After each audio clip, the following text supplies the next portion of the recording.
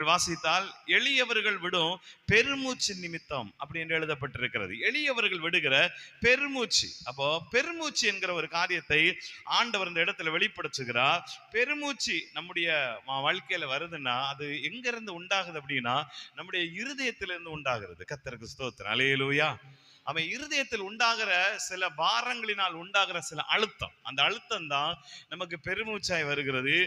அந்த மூச்சை யாரு கண்டுபிடிக்கிறாங்களோ இல்லையோ, ஆனா மூச்சை உண்டாக்கின ஆண்டவர் கண்டுபிடிக்கிறார். கைகளை உயர்த்தி சொல்லுங்க பாக்கலாம். அல்லேலூயா.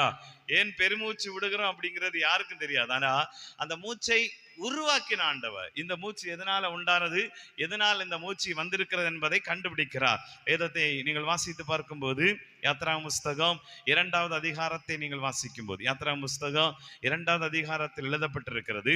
யாத்ராகம புஸ்தகம் 2வது அதிகாரம் அதிலே நீங்கள் 24வது வசனத்தை வாசிக்கும் போது அங்கு எழுதப்பட்டிருக்கிறது, தேவன் அவர்கள் பெருமூச்சை கேட்டு தாம் ஆபிரகாமோடும் ஈசாக்கோடும் யாக்கோபுடும் செய்த உடன்படிக்கையை நினைவு கூர்ந்தார்.